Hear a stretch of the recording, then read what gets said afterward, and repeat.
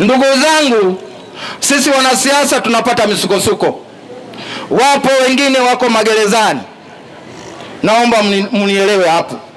Wapo wengine wako magerezani, na mimi nawapenda kweli wanasiasa wenzangu, kwa sababu sisi sote ni familia moja inaitwa ya wanasiasa.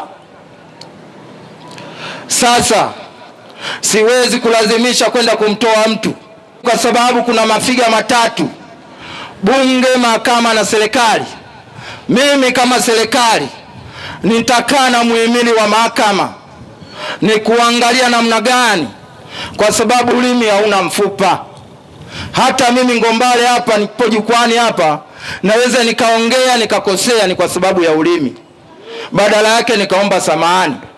Kwa hiyo nitakaa na muhimili wa mahakama kuwaondoa wale wanaoshikiliwa na kesi za kisiasa, ili tuje tujenge wote nchi moja mkinipitisha tarehe 29. Napenda kulirudia hilo. Sisi wanasiasa ni familia moja. Kama wenzetu wako ndani kwa makosa tofauti, pengine ni kweli, au ulimi ulikuwa una mfupa kapotoka, nikiingia madarakani tarehe 29 sitalazimisha kumtoa mtu, lakini muhimili utafanya kazi yake.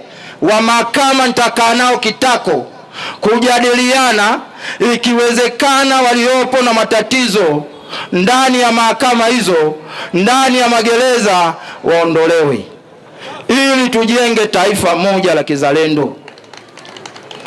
Sisi sote tunajenga nyumba moja, hatuna haja ya kugombea fito.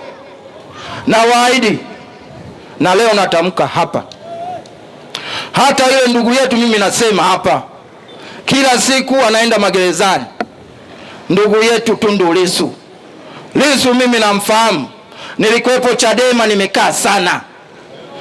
Ulimi hauna mfupa jamani. Nikipitishwa tarehe 29 nitakaa na muhimili wa mahakama, tumsamehe, tujenge nchi pamoja.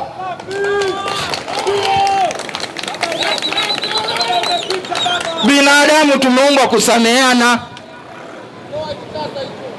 Binadamu tumeumbwa kusameheana. Kwa hiyo kama kuna watu wako magerezani huko waliongea vibaya, wakaeleweka vibaya, nitakaa na muhimili wa mahakama, kwa sababu mimi ndo nitakuwa bosi, mimi ndo nitakuwa rais.